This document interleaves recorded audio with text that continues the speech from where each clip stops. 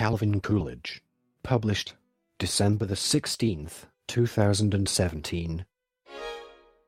Special characters are denoted as follows: and, beginning and ending single or double quotations, and, left and right parentheses, an M dash, 3 consecutive periods. John Calvin Coolidge Jr. July the 4th, 1872, January the 5th, 1933. Was the 30th President of the United States. 1923 to 29. A Republican lawyer from Vermont, Coolidge worked his way up the ladder of Massachusetts state politics, eventually becoming governor of that state. His response to the Boston police strike of 1919 thrust him into the national spotlight and gave him a reputation as a man of decisive action.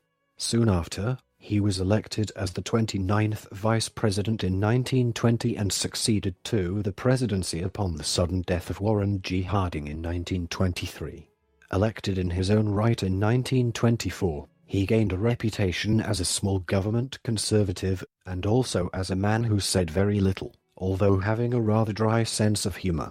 Coolidge restored public confidence in the White House after the scandals of his predecessor's administration, and left office with considerable popularity. As a Coolidge biographer wrote, he embodied the spirit and hopes of the middle class, could interpret their longings and express their opinions.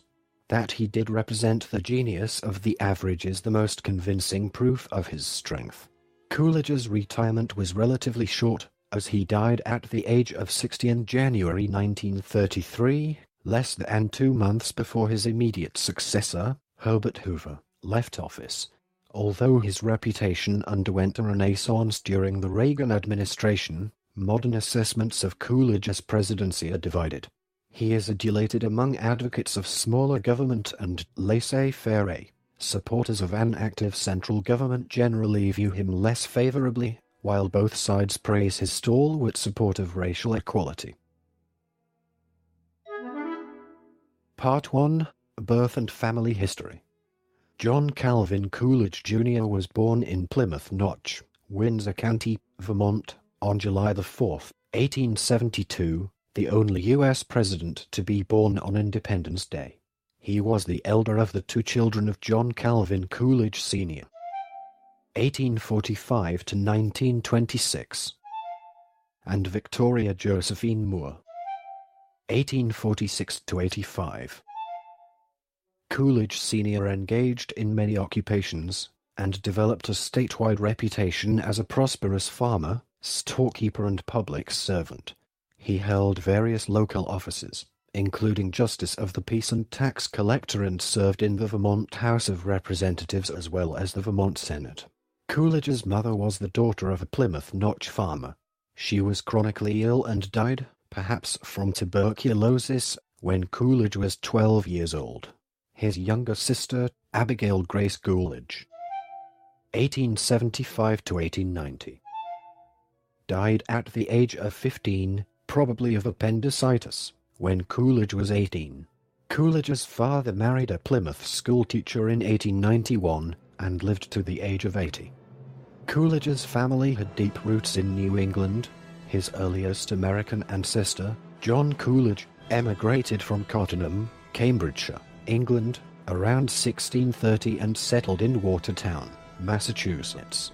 Another ancestor, Edmund Rice, arrived at Watertown in 1638. Coolidge's great-great-grandfather, also named John Coolidge, was an American military officer in the Revolutionary War and one of the first select men of the town of Plymouth Notch. His grandfather, Calvin Gallacher Coolidge, served in the Vermont House of Representatives. Coolidge was also a descendant of Samuel Appleton, who settled in Ipswich and led the colony during King Philip's War. Many of Coolidge's ancestors were farmers, and numerous distant cousins were prominent in politics. Part 2. Early Career and Marriage. Part 2. Early Career and Marriage. Chapter 1. Education and Law Practice. Coolidge attended Black River Academy and then St. Johnsbury Academy, before enrolling at Amherst College, where he distinguished himself in the debating class. As a senior, joined the fraternity Phi Gamma Delta and graduated cum laude. While there, Coolidge was profoundly influenced by philosophy professor Charles Edward Garman, a Congregational mystic, with a neo-Hegelian philosophy. Coolidge explained Garman's ethics 40 years later, quote, "There is a standard of righteousness that might does not make right, that the end does not justify the means, and that expediency as a working principle is bound to fail. The only hope of perfecting human relationships is in accordance with the law of service, under which men are not so solicitous about what they shall get as they are about what they shall give. Yet people are entitled to the rewards of their industry. What they earn is theirs, no matter how small or how great. But the possession of property carries the obligation to use it in a larger service." At his father's urging after graduation, Coolidge moved to Northampton, Massachusetts to become a lawyer. To avoid the cost of law school, Coolidge followed the common practice of apprenticing with a local law firm, Hammond and Field, and reading law with them. John C. Hammond and Henry P. Field, both Amherst graduates, introduced Coolidge to law practice in the county seat of Hampshire County. In 1897, Coolidge was admitted to the Massachusetts bar, becoming a country lawyer. With his savings and a small inheritance from his grandfather, Coolidge opened his own law office in Northampton in 1898. He practiced commercial law, believing that he served his clients best by staying out of court. As his reputation as a hard-working and diligent attorney grew, local banks and other businesses began to retain his services. Part 2. Early Career and Marriage. Chapter 2. Marriage and Family. In 1903, Coolidge met Grace Anna Goodhue, a University of Vermont graduate and teacher at Northampton's Clark's School for the Deaf. They married on October 4, 1905 at 2:30 p.m. in a small ceremony which took place in the parlor of Grace's family's house. Following a vain effort at postponement by Grace's mother, she was never enamored with Coolidge, nor he with her. The newlyweds went on a honeymoon trip to Montreal, originally planned for 2 weeks but cut short by a week at Coolidge's request. After 25 years, he wrote of Grace, "For almost a quarter of a century she has borne with my infirmities, and I have rejoiced in her graces." The Coolidges had 2 sons, John, September 7th, 1906, May 31st, 2000, and Calvin Jr., April 13th, 1908, July 7th, 1924. Calvin's death at age 16 from blood poisoning brought on by an infected blister hurt him terribly, according to son John. John became a railroad executive, helped to start the Coolidge Foundation, and was instrumental in creating the President Calvin Coolidge State Historic Site. Coolidge was frugal, and when it came to securing a home, he insisted upon renting. Henry Field had a pew in Edwards Congregational Church, and Grace was a member, but Coolidge never formally joined the congregation. Part 3. Local Political Office. Part 3. Local Political Office. Chapter 1. City Offices. The Republican Party was dominant in New England in Coolidge's time, and he followed Hammond's and Field's example by becoming active in local politics. In 1896, Coolidge campaigned for Republican presidential candidate William McKinley, and the next year he was selected to be a member of the Republican City Committee. In 1898, he won election to the City Council of Northampton, placing second in a ward where the top 3 candidates were elected. The position offered no salary, but provided Coolidge invaluable political experience. In 1899, he declined renomination, running instead for city solicitor, a position elected by the city council. He was elected for a 1-year term in 1900 and re-elected in 1901. This position gave Coolidge more experience as a lawyer and paid a salary of $600. In 1902, the city council selected a Democrat for city solicitor, and Coolidge returned to private practice. Soon thereafter, however, the clerk of courts for the county died, and Coolidge was chosen to replace him. The position paid well, but it barred him from practicing law, so he remained at the job for only 1 year. In 1904, Coolidge suffered his sole defeat at the ballot box, losing an election to the Northampton School Board. When told that some of his neighbors voted against him because he had no children in the schools he would govern, Coolidge replied, "Might give me time." Part 3. Local Political Office. Chapter 2. State Legislator and Mayor. In 1906, the local Republican committee nominated Coolidge for election to the State House of Representatives. He won a close victory over the incumbent Democrat and reported to Boston for the 1907 session of the Massachusetts General Court. In his freshman term, Coolidge served on minor committees and, although he usually voted with the party, was known as a progressive Republican, voting in favor of such measures as women's suffrage and the direct election of senators.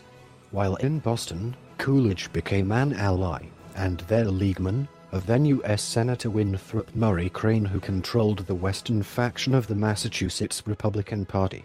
Crane's party rival in the east of the Commonwealth was U.S. Senator Henry Cabot Lodge.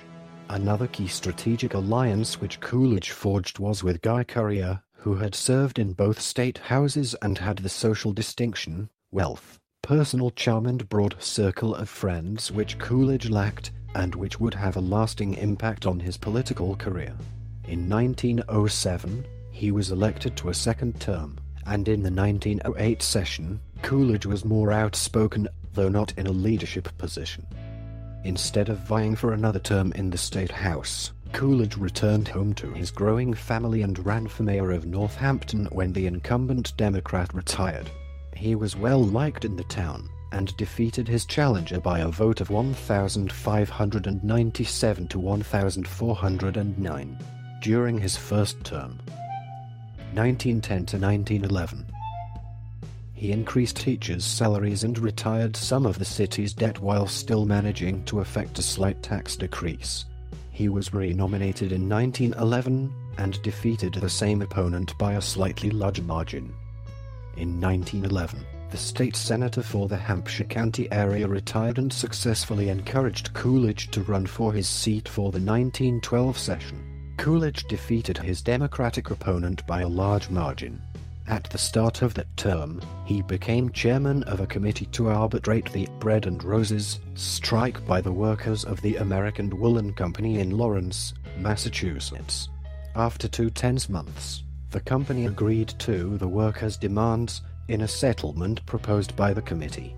A major issue affecting Massachusetts Republicans that year was the party split between the progressive wing, which favored Theodore Roosevelt, and the conservative wing, which favored William Howard Taft. Although he favored some progressive measures, Coolidge refused to leave the Republican Party. When the new Progressive Party declined to run a candidate in his state Senate district, Coolidge won re-election against his Democratic opponent by an increased margin. Element or table removed. Unsuitable for speech. In the 1913 session, Coolidge enjoyed renowned success in arduously navigating to passage the Western Trolley Act, which connected Northampton with a dozen similar industrial communities in western Massachusetts. Coolidge intended to retire after his second term as was the custom, but when the president of the state Senate, Levi H. Greenwood, considered running for lieutenant governor, Coolidge decided to run again for the Senate in the hopes of being elected as its presiding officer. Although Greenwood later decided to run for re-election to the Senate, he was defeated primarily due to his opposition to women's suffrage. Coolidge was in favor of the women's vote, won his own re-election, and with Crane's help, assumed the presidency of a closely divided Senate. After his election in January 1914, Coolidge delivered a published and frequently quoted speech entitled, "Have Faith in Massachusetts," which summarized his philosophy of government. Coolidge's speech was well received, and he attracted some admirers on its account. Towards the end of the term, many of them were proposing his name for nomination to lieutenant governor.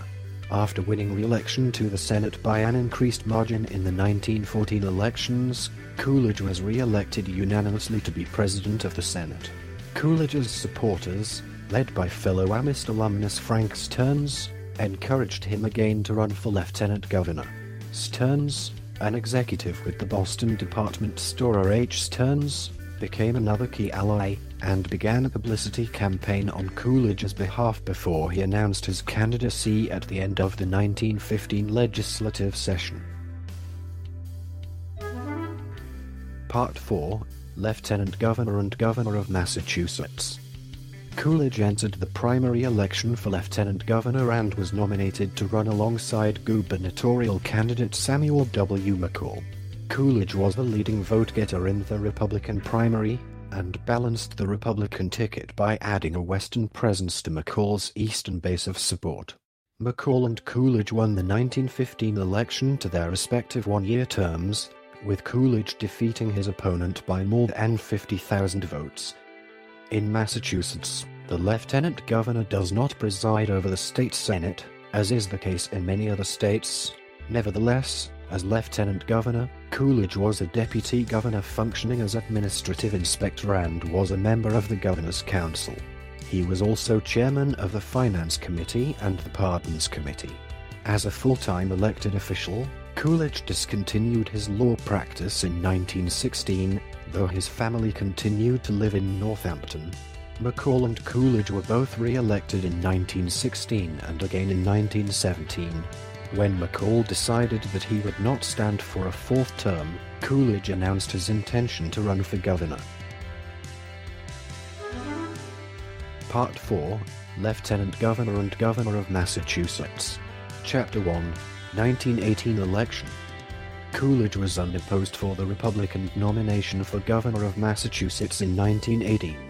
He and his running mate, Channing Cox, a Boston lawyer and Speaker of the Massachusetts House of Representatives, ran on the previous administration's record: fiscal conservatism, a vague opposition to prohibition, support for women's suffrage, and support for American involvement in World War I. The issue of the war proved divisive, especially among Irish and German Americans. Coolidge was elected by a margin of 16,773 votes over his opponent, Richard H. Long, in the smallest margin of victory of any of his statewide campaigns. Part 4, Lieutenant Governor and Governor of Massachusetts. Chapter 2, Boston Police Strike. In 1919, in reaction to a plan of the policemen of the Boston Police Department to register with the Union, Police Commissioner Edwin U. Curtis announced that such an act would not be tolerated. In August of that year, the American Federation of Labor issued a charter to the Boston Police Union. Curtis declared the union's leaders were guilty of insubordination and would be relieved of duty, but indicated he would cancel their suspension if the union was dissolved by September 4th. The mayor of Boston, Andrew Peters, convinced Curtis to delay his action for a few days, but with no results, and Curtis suspended the union leaders on September 8th. The following day, about 3/4 of the policemen in Boston went on strike. Coolidge, tacitly but fully in support of Curtis' position, closely monitored the situation but initially deferred to the local authorities. He anticipated that only a resulting measure of lawlessness could sufficiently prompt the public to understand and appreciate the controlling principle that a policeman does not strike. That night and the next, there was sporadic violence and rioting in the unruly city. Peters, concerned about sympathy strikes by the firemen and others, called up some units of the Massachusetts National Guard stationed in the Boston area pursuant to an old and obscure legal authority, and relieved Curtis of duty. Element or table removed. Unsuitable for speech. Coolidge, sensing the severity of circumstances were then in need of his intervention, conferred with Crane's operative, William Butler, and then acted. He called up more units of the National Guard, restored Curtis to office, and took personal control of the police force. Curtis proclaimed that all of the strikers were fired from their jobs, and Coolidge called for a new police force to be recruited. That night Coolidge received a telegram from FL leader Samuel Gompers. "Whatever disorder has occurred," Gompers wrote, "is due to Curtis' order in which the right of the policeman has been denied." Coolidge publicly answered Gompers' telegram, denying any justification whatsoever for the strike, and his response launched him into the national consciousness. Quoted above left. Newspapers across the nation picked up on Coolidge's statement, and he became the newest hero to opponents of the strike. In the midst of the first Red Scare, many Americans were terrified of the spread of communist revolution, like those that had taken place in Russia, Hungary, and Germany. While Coolidge had lost some friends among organized labor, conservatives across the nation had seen a rising star. Although he usually acted with deliberation, the Boston police strike gave him a national reputation as a decisive leader and as a strict enforcer of law and order. Part 4, Lieutenant Governor and Governor of Massachusetts. Chapter 3, 1919 Election. Coolidge and Cox were renominated for their respective offices in 1919. By this time, Coolidge's supporters, especially Stearns, had publicized his actions in the police strike around the state and the nation, and some of Coolidge's speeches were published in book form. He faced the same opponent as in 1918, Richard Long, but this time Coolidge defeated him by 125,101 votes, more than 7 times his margin of victory from a year earlier. His actions in the police strike, combined with the massive electoral victory, led to suggestions that Coolidge run for president in 1920. Part 4, Lieutenant Governor and Governor of Massachusetts. Chapter 4, Legislation and Vetoes as Governor. By the time Coolidge was inaugurated on January 2, 1919, the First World War had ended, and Coolidge pushed the legislature to give a $100 bonus to Massachusetts veterans. He also signed a bill reducing the work week for women and children from 54 hours to 48, saying, "We must humanize the industry, or the system will break down." He signed into law a budget that kept the tax rates the same, while trimming $4 million from expenditures, thus allowing the state to retire some of its debt. Coolidge also wielded the veto pen as governor. His most publicized veto prevented an increase in legislators' pay by 50%. Although Coolidge was personally opposed to prohibition, he vetoed a bill in May 1920 that would have allowed the sale of beer or wine of 2.75% alcohol or less in Massachusetts, in violation of the 18th Amendment to the United States Constitution. "Opinions and instructions do not outmatch the Constitution," he said in his veto message. "Against it, they avoid." Part 5, Vice Presidency. Part 5, Vice Presidency. Chapter 1, 1920 Election. At the 1920 Republican National Convention, most of the delegates were selected by state party conventions, not primaries. As such, the field was divided among many local favorites. Coolidge was one such candidate, and while he placed as high as 6th in the voting, the powerful party bosses running the convention, primarily the party's U.S. senators, never considered him seriously. After 10 ballots, the bosses and then the delegates settled on Senator Warren G. Harding of Ohio as their nominee for president. When the time came to select a vice presidential nominee, the bosses also made and announced their decision on whom they wanted. Senator Irvine Lenroot of Wisconsin, and then prematurely departed after his name was put forth, relying on the rank and file to confirm their decision. A delegate from Oregon, Wallace McCament, having read "Have Faith in Massachusetts," proposed Coolidge for vice president instead. The suggestion caught on quickly, with the masses starving for an act of independence from the absent bosses, and Coolidge was unexpectedly nominated. The Democrats nominated another Ohioan, James M. Cox, for president and the Assistant Secretary of the Navy, Franklin D. Roosevelt, for vice president. The question of the United States joining the League of Nations was a major issue in the campaign, as was the unfinished legacy of progressivism. Harding ran a front porch campaign from his home in Marion, Ohio, but Coolidge took to the campaign trail in the Upper South, New York, and New England. His audience is carefully limited to those familiar with Coolidge and those placing a premium upon concise and short speeches. On November 2nd, 1920, Harding and Coolidge were victorious in a landslide, winning more than 60% of the popular vote, including every state outside the South. They also won in Tennessee, the first time a Republican ticket had won a Southern state since Reconstruction. Part 5, Vice Presidency. Chapter 2, Silent Cal. The U.S. Vice Presidency did not carry many official duties, but Coolidge was invited by President Harding to attend cabinet meetings, making him the first vice president to do so. He gave a number of unremarkable speeches around the country.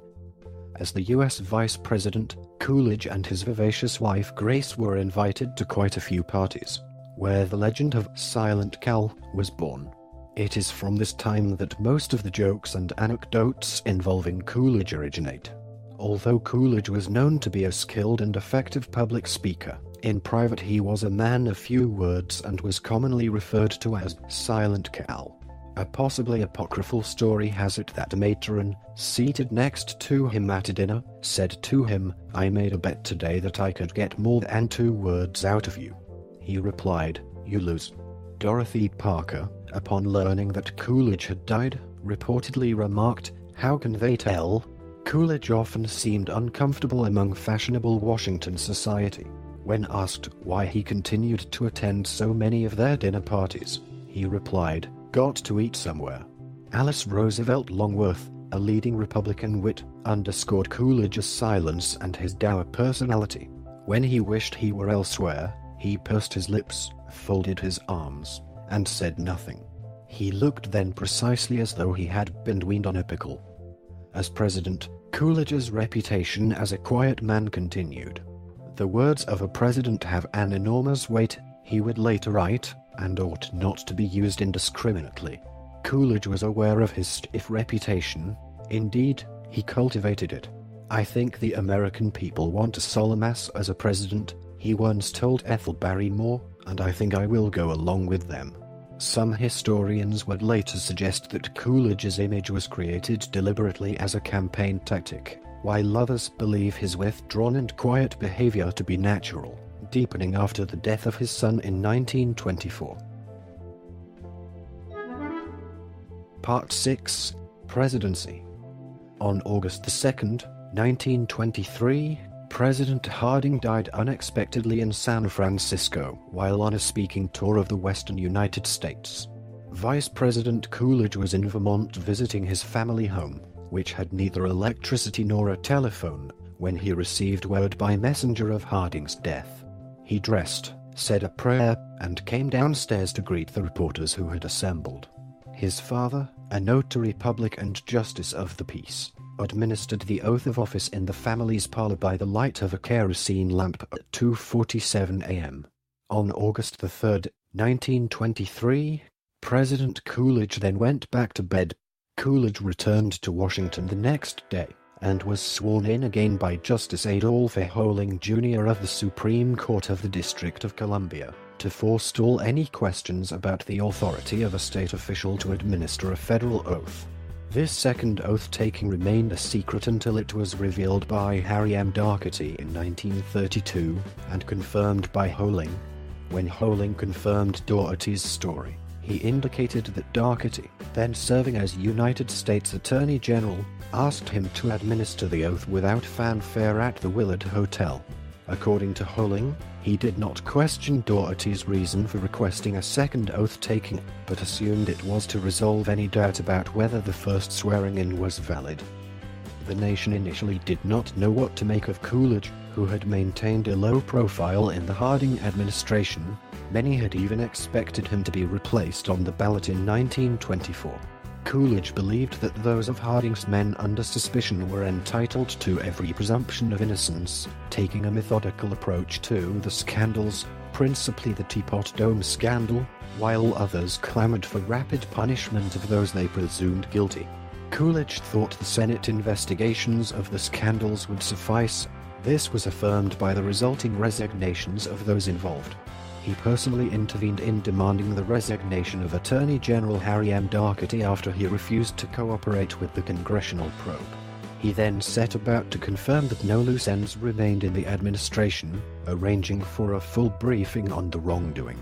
Harry A. Slattery reviewed the facts with him, Harlan F. Stone analyzed the legal aspects for him, and Senator William E. Borah assessed and presented the political factors. Coolidge addressed Congress when it reconvened on December 6, 1923, giving a speech that supported many of Harding's policies, including Harding's formal budgeting process, the enforcement of immigration restrictions, and arbitration of coal strikes ongoing in Pennsylvania. Coolidge's speech was the first presidential speech to be broadcast over the radio. The Washington Naval Treaty was proclaimed just 1 month into Coolidge's term, and was generally well received in the country. In May 1924, the World War I Veterans World War Adjusted Compensation Act, or Bonus Bill, was passed over his veto. Coolidge signed the Immigration Act later that year, which was aimed at restricting Southern and Eastern European immigration, but appended a signing statement expressing his unhappiness with the bill's specific exclusion of Japanese immigrants. Just before the Republican convention began, Coolidge signed into law the Revenue Act of 1924, which reduced the top marginal tax rate from 58% to 46%, as well as personal income tax rates across the board, increased the estate tax and bolstered it with a new gift tax. On June 2, 1924, Coolidge signed the act granting citizenship to all Native Americans born in the United States. By that time, 2/3 of the people were already citizens, having gained it through marriage, military service. Veterans of World War I were granted citizenship in 1919, or the land allotments that had earlier taken place. Part 6, Presidency.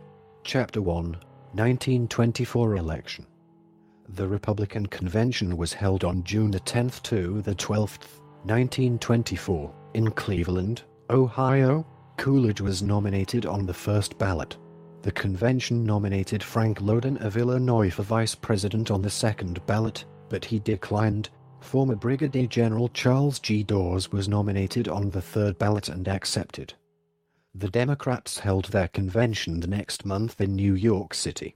The convention soon deadlocked, and after 103 ballots, the delegates finally agreed on a compromise candidate, John W. Davis, with Charles W. Bryan nominated for vice president. The Democrats' hopes were buoyed when Robert M. La Follette Sr., a Republican senator from Wisconsin, split from the GOP to form a new Progressive Party. Many believed that the split in the Republican Party, like the one in 1912, would allow a Democrat to win the presidency. After the conventions and the death of his younger son Calvin, Coolidge became withdrawn. He later said that, when his son died, the power and glory of the presidency went with him. Even as he mourned, Coolidge ran his standard campaign, not mentioning his opponents by name or maligning them, and delivering speeches on his theory of government, including several that were broadcast over radio. It was the most subdued campaign since 1896, partly because of Coolidge's grief, but also because of his naturally non-confrontational style.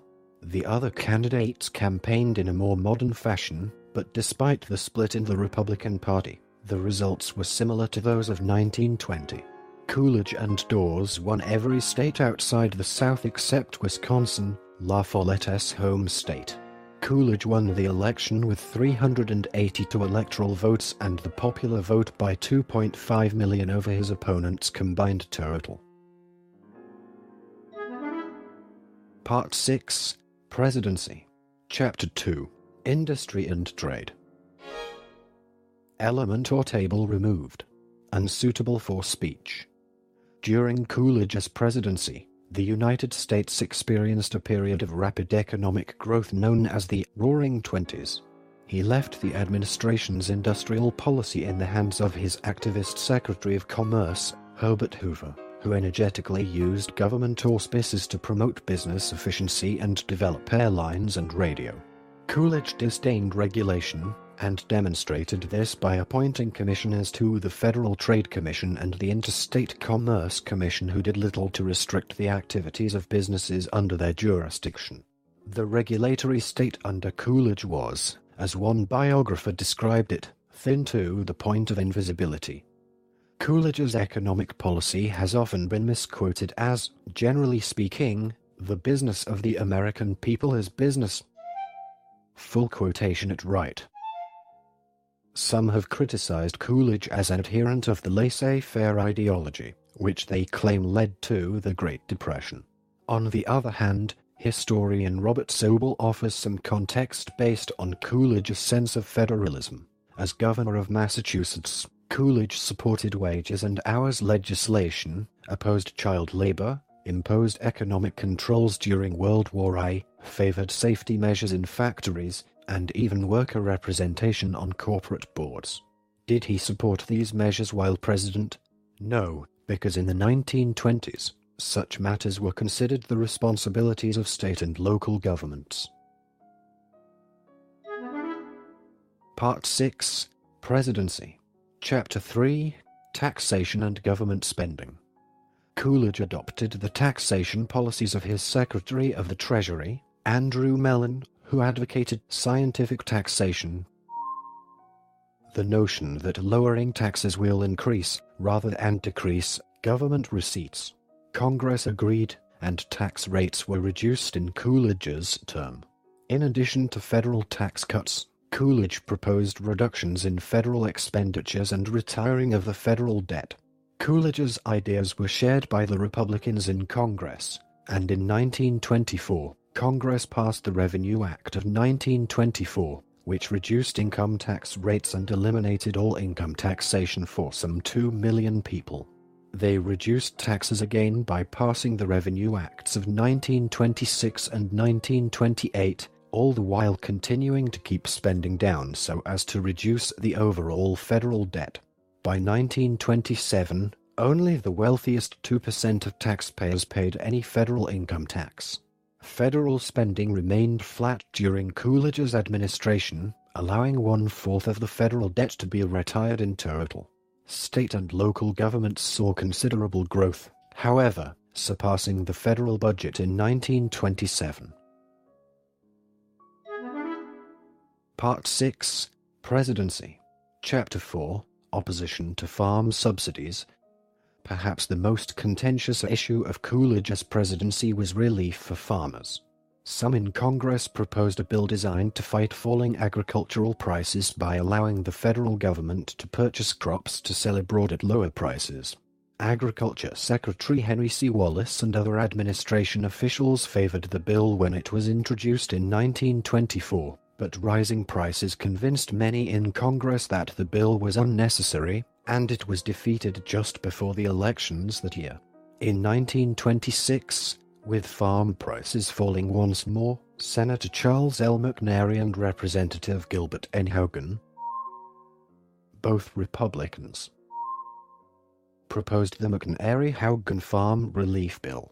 The bill proposed a federal farm board that would purchase surplus production in high-yield years and hold it, when feasible, for later sale or sell it abroad.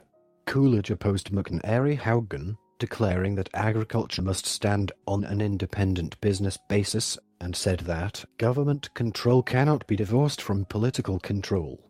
Instead of manipulating prices, he favored instead Herbert Hoover's proposal to create profits by modernizing agriculture. Secretary Mellon wrote a letter denouncing the McNary-Hogan measure as unsound and likely to cause inflation, and it was defeated. After McNary-Hogan's defeat, Coolidge supported a less radical measure, the Curtis-Crisp Act, which would have created a federal board to lend money to farm cooperatives in times of surplus. The bill did not pass. In February 1927, Congress took up the McNary-Haugen bill again, this time narrowly passing it, and Coolidge vetoed it.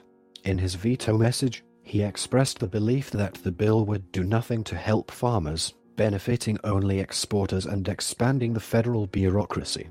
Congress did not override the veto, but it passed the bill again in May 1928 by an increased majority. Again, Coolidge vetoed it. "Farmers never have made much money," said Coolidge, the Vermont farmer's son. "I do not believe we can do much about it." Part 6, Presidency. Chapter 5, Flood Control. Coolidge has often been criticized for his actions during the Great Mississippi Flood of 1927, the worst natural disaster to hit the Gulf Coast until Hurricane Katrina in 2005. Although he did eventually name Secretary Hoover to a commission in charge of flood relief, scholars argue that Coolidge overall showed a lack of interest in federal flood control. Coolidge did not believe that personally visiting the region after the floods would accomplish anything, and that it would be seen as mere political grandstanding. He also did not want to incur the federal spending that flood control would require. He believed property owners should bear much of the cost. On the other hand, Congress wanted a bill that would place the federal government completely in charge of flood mitigation. When Congress passed a compromise measure in 1928, Coolidge declined to take credit for it and signed the bill in private on May 15. Part 6, Presidency. Chapter 6, Civil Rights. According to one biographer, Coolidge was devoid of racial prejudice, but rarely took the lead on civil rights. Coolidge disliked the Ku Klux Klan, and no Klansman is known to have received an appointment from him. In the 1924 presidential election, his opponents, Robert La Follette and John Davis, and his running mate Charles Dawes, often attacked the Klan, but Coolidge avoided the subject, just as he avoided most controversial topics. Coolidge spoke in favor of the civil rights of African Americans, saying in his first State of the Union address that their rights were just as sacred as those of any other citizen under the U.S. Constitution, and that it was a public and a private duty to protect those rights. Coolidge repeatedly called for laws to make lynching a federal crime. It was already a state crime. Congress refused to pass any such legislation. On June 2, 1924, Coolidge signed the Indian Citizenship Act, which granted U.S. citizenship to all American Indians living on reservations. Indians off reservations had long been citizens. On June 6, 1924, Coolidge delivered a commencement address at historically black, non-segregated Howard University, in which he thanked and commended African Americans for their rapid advances in education and their contributions to U.S. society over the years, as well as their eagerness to render their services as soldiers in the World War, all while being faced with discrimination and prejudices at home. In a speech in October 1924, Coolidge stressed tolerance of differences as an American value and thanked immigrants for their contributions to U.S. society, saying that they have contributed much to making our country what it is. He stated that although the diversity of peoples was a detrimental source of conflict and tension in Europe, it was peculiar for the United States that it was a harmonious benefit for the country. Coolidge further stated the United States should assist and help immigrants who come to the country, and urged immigrants to reject race hatreds and prejudices. Part 6, Presidency. Chapter 7, Foreign Policy. Although not an isolationist, Coolidge was reluctant to enter into foreign alliances. He considered the 1920 Republican victory as a rejection of the Wilsonian position that the United States should join the League of Nations. While not completely opposed to the idea, Coolidge believed the League, as then constituted, did not serve American interests, and he did not advocate membership. He spoke in favor of the United States joining the Permanent Court of International Justice, World Court, provided that the nation would not be bound by advisory decisions. In 1926, the Senate eventually approved joining the court, with reservations. The League of Nations accepted the reservations, but it suggested some modifications of its own.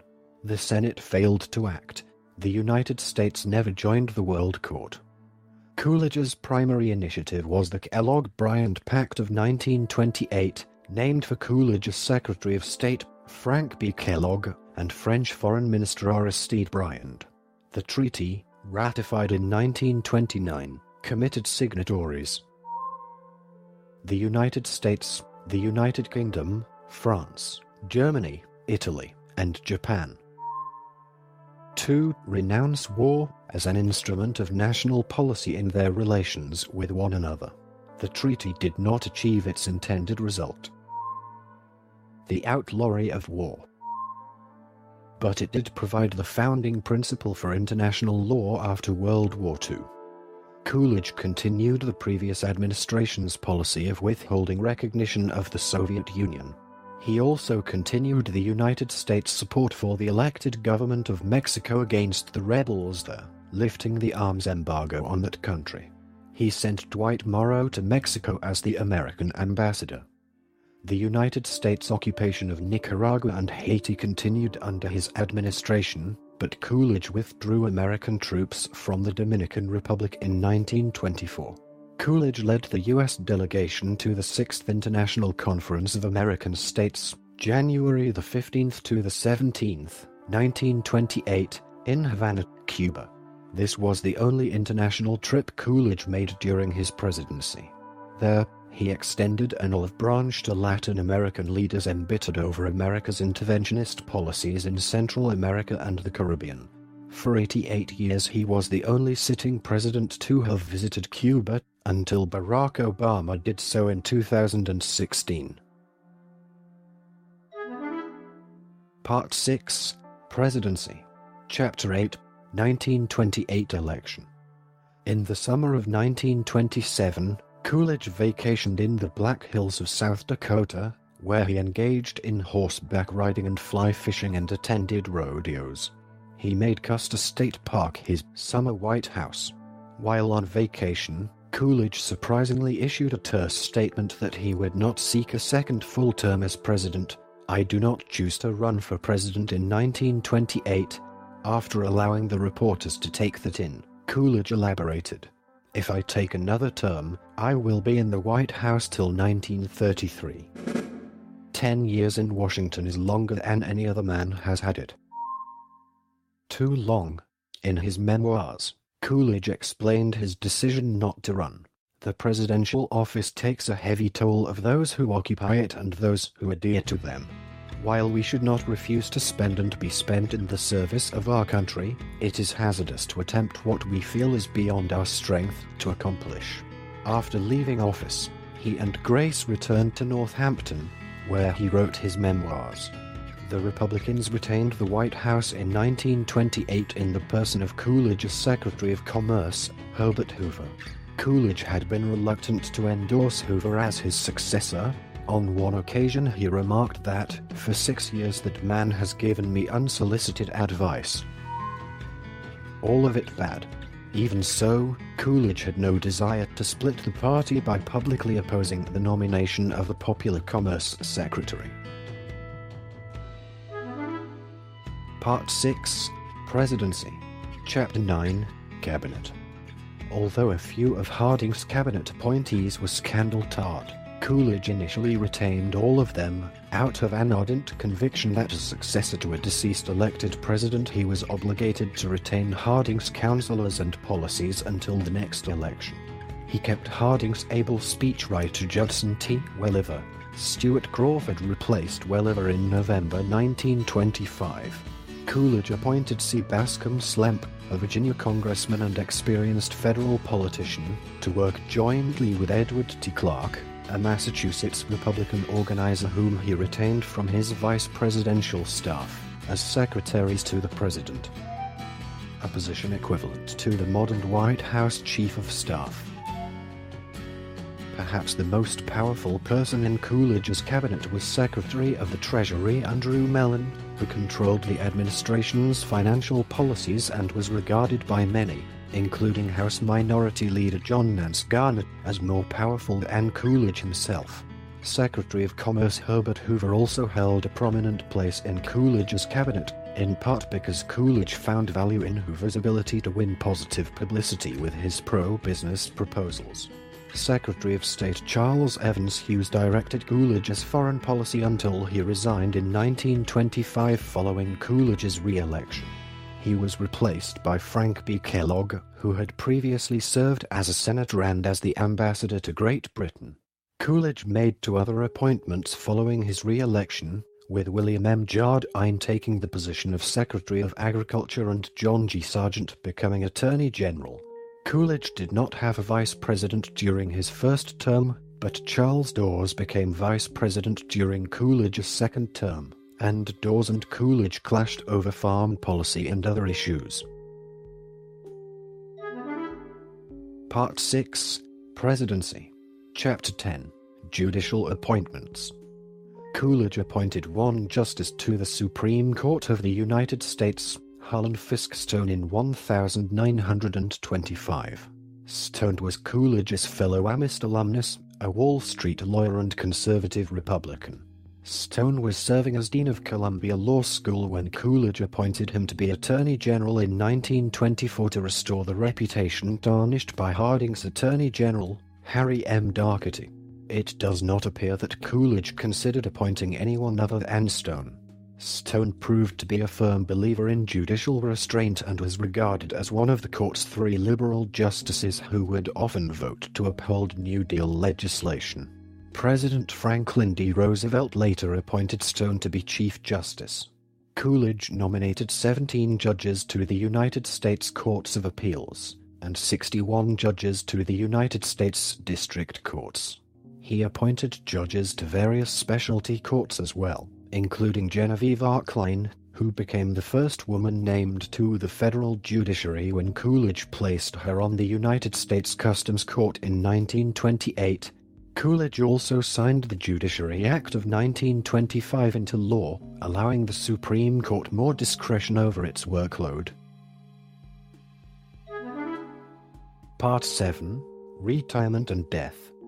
After his presidency, Coolidge retired to the modest rented house on residential Massasoit Street in Northampton before moving to a more spacious home, the Beaches.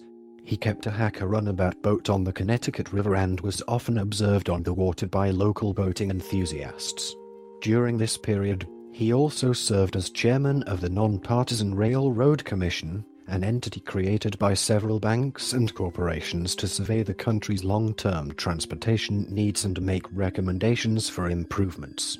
He was the honorary president of the American Foundation for the Blind, a director of New York Life Insurance Company, president of the American Antiquarian Society, and a trustee of Amherst College. Coolidge published his autobiography in 1929 and wrote a syndicated newspaper column, Calvin Coolidge Says, from 1930 to 1931. Faced with looming defeat in the 1932 presidential election, some Republicans spoke of rejecting Herbert Hoover as their party's nominee, and instead drafting Coolidge to run, but the former president made it clear that he was not interested in running again, and that he would publicly repudiate any effort to draft him, should it come about. Hoover was renominated, and Coolidge made several radio addresses in support of him.